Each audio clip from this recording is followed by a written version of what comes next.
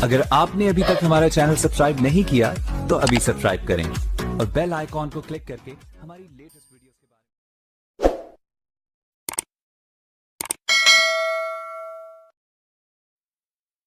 ए बाजी जो मेरा दरोजे हम तेरे बिन अब रह नहीं सकते, तेरे बिना क्या वजूद मेरा है, कोई रोटी आटा तुम। एक बात बोलूं?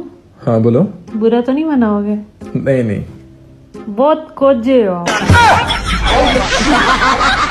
एक मैं बात बोलूं? नहीं। Oh no. एक बात नहीं। एक जान जी, हाँ जी, ਤੁਹਾਨੂੰ ਮੇਰੇ ਨਾਲ ਇਸ਼ਕ ਕਰਕੇ ਕੀ ਮਿਲਿਆ? 3 चीज़ां मिलियां ने। ਕਿਹੜੀਆਂ?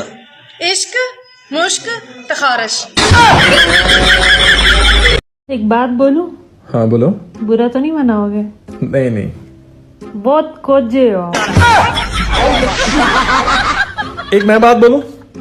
नहीं। Oh no. एक बात नहीं। एक औरतों के कान में एक सुराख पहले से होता है, ऊपर से 4-5 और करवा लेंगी, मगर सुनती किसी के बाप का भी नहीं। ਉਹ ਛੜੋਲ ਛੜੋਲੀ ਕਿਹਨੂੰ ਕਹਿੰਦੇ ਨੇ? ਜਿਹੜਾ ਆਪਣੀ ਗੱਲ ਕਿਸੇ ਨੂੰ ਸਮਝਾ ਨਾ ਸਕੇ ਉਹਨੂੰ ਛੜੋਲੀ ਕਹਿੰਦੇ ਨੇ। ਮੈਂ ਤੇਰੀ ਗੱਲ ਸਮਝਿਆ ਨਹੀਂ ਯਾਰ। ਲੋਕਾਂ ਦੇ ਘਰ ਵਾਲੇ ਪਤਾ ਨਹੀਂ ਕਿਵੇਂ ਮੰਨ ਜਾਂਦੇ ਆ ਲਵ ਮੈਰਿਜ ਨੂੰ। ਮੈਂ ਤਾਂ ਪਸੰਦ ਦਾ ਸਾਲਨ ਮੰਗਾ ਤਾਂ ਸਾਲੀ ਕੁੱਤੇ ਖਾਨੀ ਹੋ ਜਾਂਦੀ ਆ।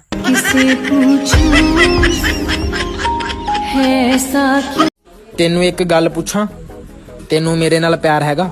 ਬਿਲਕੁਲ ਵੀ ਨਹੀਂ। ਤੇਰੇ ਕੋਲ ਜ਼ਹਿਰ ਹੈਗੀ ਆ? ਹਾਂ। ਖਾ ਕੇ ਮਰ ਜਾ, ਇੰਨੇ ਸੋਹਣੇ ਮੁੰਡੇ ਨੂੰ ਨਾ ਕਰਤੀ ਓ।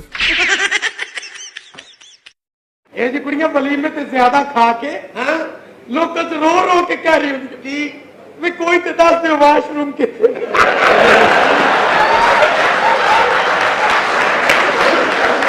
हाँ जी। हाँ जी। मेरे तो पहले ताड़ी लाइफ कैसी सी?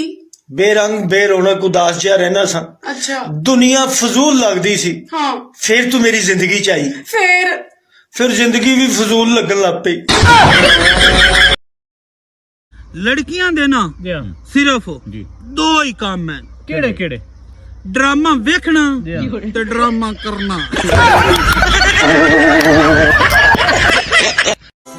आज फिर उसकी याद आ गई जब पान वाले ने कहा कितना चूना लगाऊं।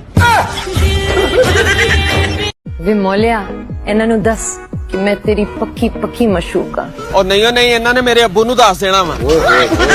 ਸਰ ਜੀ, ਤੁਹਾਨੂੰ ਬਹੁਤ ਮੁਬਾਰਕ ਹੋਵੇ, ਤੁਹਾਡੇ ਘਰ ਬੇਟਾ ਹੋਇਆ ਹੈ। ਥੈਂਕ ਯੂ, ਪਰ ਮੇਰੀ ਵਾਈਫ ਨੂੰ ਨਾ ਦੱਸਿਓ, ਮੈਂ ਉਹਨੂੰ ਸਰਪ੍ਰਾਈਜ਼ ਦੇਣਾ ਹੈ।